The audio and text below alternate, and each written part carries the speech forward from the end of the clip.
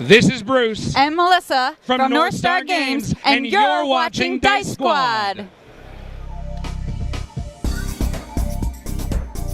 Hey guys, welcome back to part 3 of Role Players. Alright, so in our first episode, I established that I was a high school jock, and I had a beautiful girlfriend, Sarah, who was partying it up at the MTV 2017 beach party. When all of a sudden, retro beach party. When some guy jumped off and broke his neck, but turns out he wasn't quite feeling right and started attacking other people, whereas they were kind of infecting each other. So I tell my dad I'm calling off work today. I call my buddy Mike. I get on a plane. I distract guards with my awesome card tricks, and I just look at the stage. I beat up 2 guys with a board. General, what's happened now? Now, you fought your way into the hotel, and you found with my fists, and you found Sarah holed up in like a little banquet hall with a bunch of other people. One of them is the guy from the phone call who was saying you'll never make it. That guy. And you know who he looks like? Zac Efron. That's right. I wonder what could be going on there. All right, so I go in and I go, Sarah! And she's like, oh, Adam, wow, you came. Hey, Adam, I wanted to introduce you to Zac Efron. And, yeah, he's really great. So anyways, things have been going crazy here. I can't believe it. The people are all zombies. Well, that's not good. Let's get out of here. I know, it's so crazy because, like, in Walking Dead, they don't even know what a zombie is. But yet in this story, we totally know what zombies are. All right, well, and maybe they aren't, but we're calling them zombies. Sarah, and I slap her across the face. Sarah, you're talking too much. Let's get out of here. Zac Efron says, "Hey, man, not cool. Zac, what are you doing here? Get out of here. You shouldn't abuse women. I didn't. That is not cool. All right, we're wasting time. Let's get out of here. Now we're gonna make you an aspect. Doesn't mind slapping a girl. Okay. All right. Well, let's get out of here. All right, so now we need to talk about some stunts. Now, stunts are things that you can do that maybe give you an automatic +2. When you use your skills, it doesn't mind slapping a girl. So when you use your skills or what have you, you can say, I can use my drive instead of fight, or I can use I get +2 whenever I am crafting something that has to do with cars, or my contacts are totally reliable, things like that. Those are your stunts. You can have 3 of them. All right. Then the next thing is with your skills, not only can you overcome obstacles, not only can you fight, not only can you dodge or with my bum knee. Well, see, I could compel with that bum knee. I could say, "Oh no, you're not going to be running around." So then you would get an extra fate point for that. And also, but one of the things we need to talk about is you can create an advantage. So you might get a free aspect. You might get just, a +2 one time. So it's almost just like a fate point, but it's more, it's not permanent. It's only, like, for instance, if you had hid behind the tower, you would have gotten a +2 to dodge because you're hiding. Something along those lines is maybe useful one time. But in any case, she's like, we figured out what's happening. Well, tell me, please. They were having this Kix Mountain Dew-like drink, and the people started drinking it, and then they got all crazy and wild and took strange chances, and then they were jumping off the buildings and doing all kinds of crazy stuff. But then, if they died, they came back as zombies. And then I go, whack. Okay. Zac says, "Hey, man, not cool. If you do that again, I'm going to have to get involved." All right. And he takes Sarah aside and he says, "You're in an abusive relationship. You shouldn't be with this guy." All right. Okay. All right. Anyway, so let's get out of here. And she's like, "I want to be with you, Zac." Okay. Anyway, let's get out of here. Look. Before that, I hotwired this car, and we can get out of here. All right. But she's like, but the guy who made Kix, the head CEO of Monster, is here. He's had his men plant bombs in the hotel. He's gonna break down the whole thing and blame it all on terrorists. Well, what does that have to do with us? Let's just get out of here. Okay, but all the people will die who are in the hotel. Aren't they zombies already? Not everybody. People are probably hiding. You just talked about Zac Efron over there. Yeah. And Zach says, I think we got to go and try and disarm these bombs. All right. Now you got a chance. I'm going to compel with your... All right, I'll go disarm the bombs. No, I can't really compel you. Sarah's like, okay, I'm getting out of here if you say so, Adam. So all right. Let's go disarm the bombs. Fine. Okay, so you all split up. Okay. And and since always when the GM screws you over, the GM should have to pay for it. You should get a little bribe money there. All right, so I'm disarming these. So do I even know how to disarm these bombs? Everybody's going out. They're gonna try and disarm the bombs. So you're on your own to disarm one. All right. bomb. Well, I know what I'm going. There's 4 bombs. They're all up there at the corners of the Well, building. I'm going to go to the top and talk to the CEO guy because I'm pretty sure he has the detonator. If I take him out, Okay. they're all going to go, aren't they? All right. Sure. Why wouldn't the CEO be in the building that he's gonna blow up? Okay. That's what Sarah told me. No, Sarah said he's going to blow up the building and blame it on terrorists. He's got his men wiring bombs. Oh, okay. Well, I thought you said he was in the bill anyway. Well, you can find him. That's fine. It's a good plan. I like it. Well, he's got to be in the building somewhere. You'll show that, Zac Efron. That's right. So let's see. You have 1, 2, 3. Okay. So off you go to try and find the CEO. Do you have a plan to find him? I'm gonna beat up one of the guards. Okay, you're gonna take a guard out, and he's gonna have a walkie-talkie, and you're gonna use it. Okay, got it. All right, so you find a guard. He's got. And here's what I do. I tap him on the shoulder. He turns around. I take out another deck of cards, and I go, "Hey, want to play 52 pickup?" And I flip the cards in his face. Using your stealth. Okay. He's gonna use notice, and he gets a 1. His notice is 3, so that is. Oh my gosh! And. So his notice is 4, your stealth is 5. So yes, you've got him beat. He's picking up the cards he's not knocked out. He's just distracted. So what I do is I grab him by the cuff. So you get you succeed, but you don't succeed with style. So you get a free aspect of distracted guard. Okay. So now if you do anything to him, he's +2. Okay. So I grab him by the shirt collar. Okay, fighting. And I do like Batman, and I go, "Where is he?"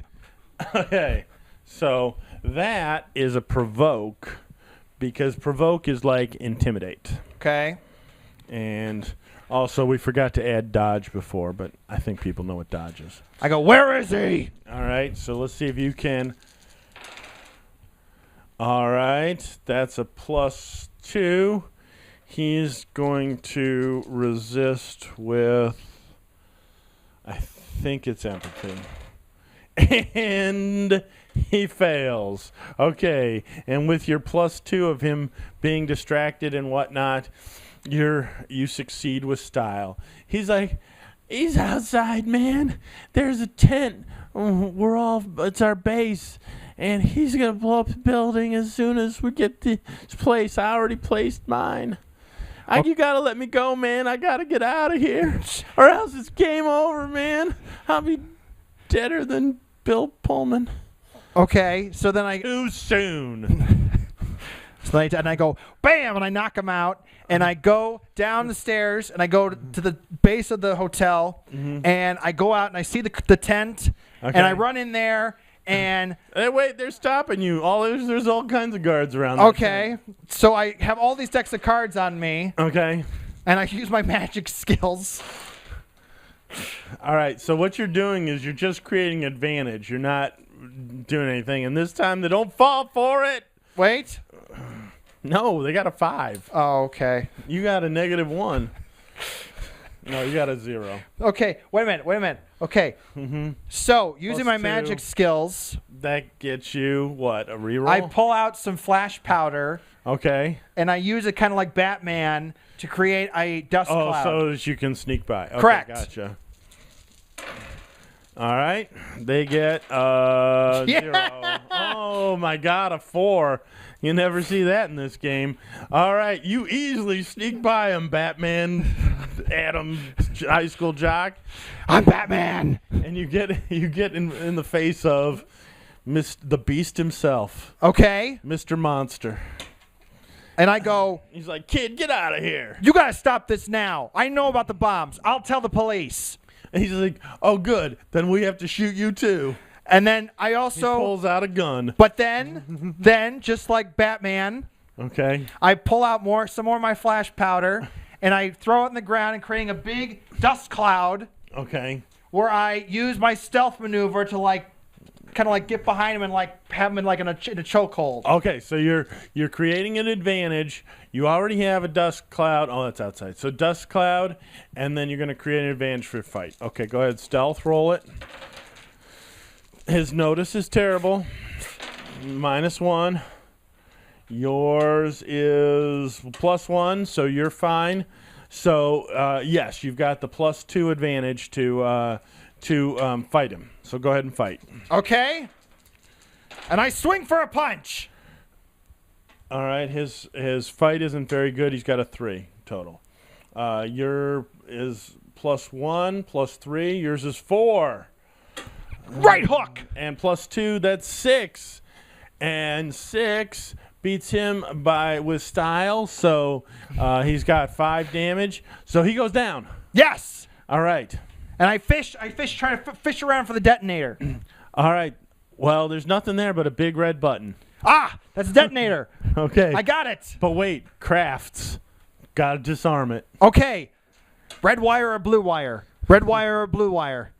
All right. Well, let's see what you get. You got +3 on your craft. All right, I'm going to cut the blue wire. Okay.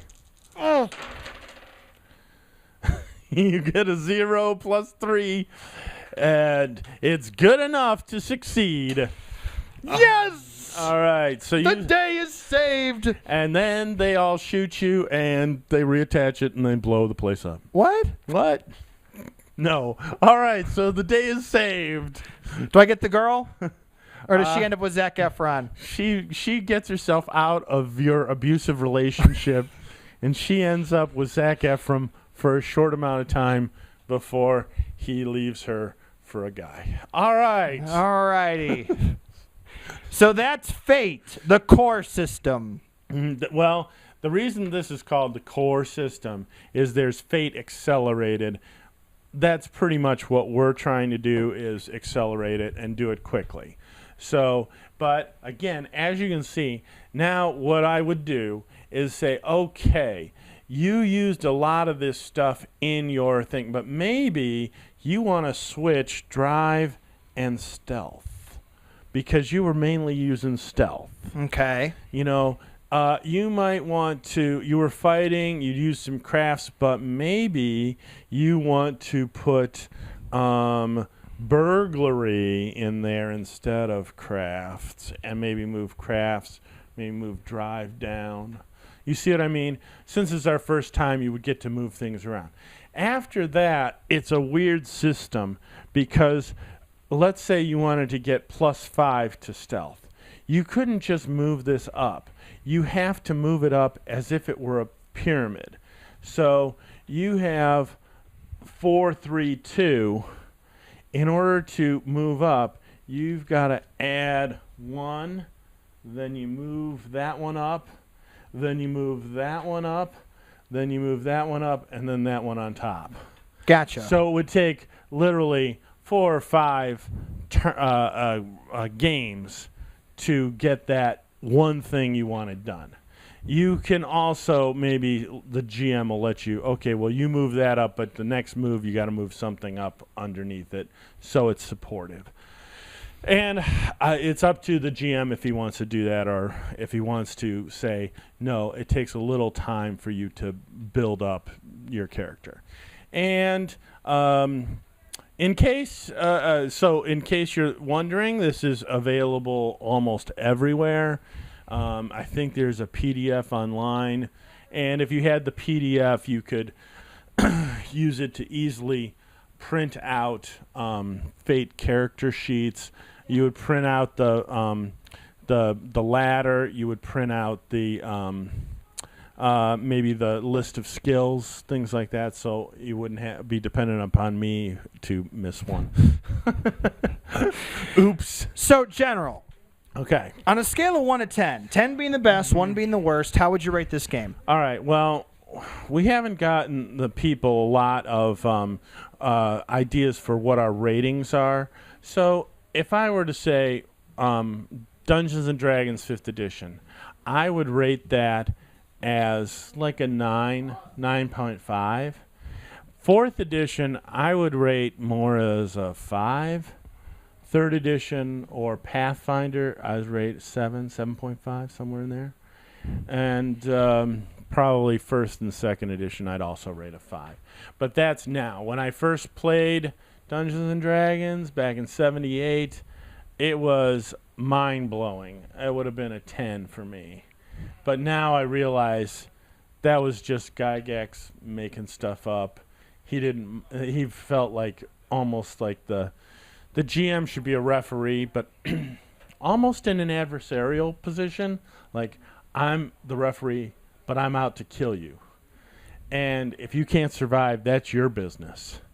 So I don't know if that's the best way to be a GM, but certainly is one way to look at it. So again, since we've come, 30-some years, I'd rate D&D 5 a lot higher than like the 1st edition, even though now I know. So how about yourself? You've played some Pathfinder. Wait. So how would you rate this then? I don't think we heard Well, how... I know, but I want to see where you are with like Pathfinder and 5th edition. And like Quags, I would rate like an 8. Well, I don't like Quags as much as that. Well, see, that's what I'm saying is we need to give the people some ideas of where our ratings are. So... I mean, I'm more of a board game player than a role player game myself. But you like storytelling stuff. Yeah. I seem to recall a certain Gander Snitch being rated a 7.5 for his storytelling game. So, I mean, I would give this... I would have to play it a little more. Mm-hmm. I mean, our first go-around... Well, what would you give Pathfinder? You hated Pathfinder. Well, I'm not a fan of Pathfinder, So but... what would you rate it?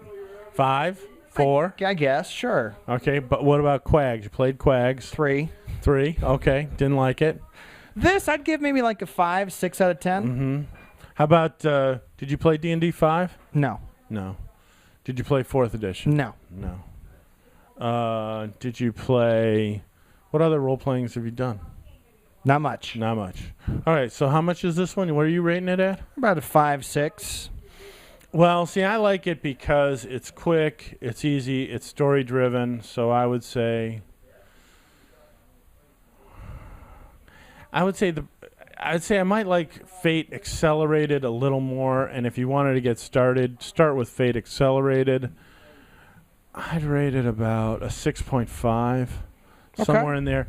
It's just a little too complicated for what it is. But I like it because it allows the game master, I made a lot of that up on the fly, right? Mm-hmm. So that's what we're doing. We're making it up on the fly. And so I just realized the end of your game should be you disconnect the detonator and the guys are going to come in and shoot you, but they're stopped by the National Guard who are like, that's the guy who had the card trick. Stop him. Right? So you can... As you play, you can just come up with these things on the fly. but that's why I like Quags as well, because you don't have a lot of thinking.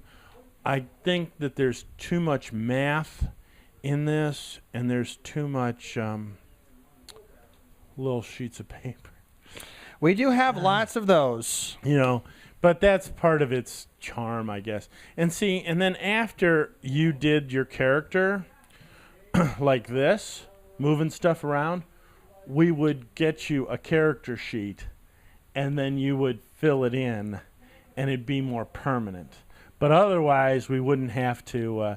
But see, like your milestone, Sarah left you, but does this still... So do we just strike out the girlfriend part of Sarah? Would you still do anything for her, even though she's not your girlfriend? And see, that's what I like, is that there's some character-driven stuff. Okay.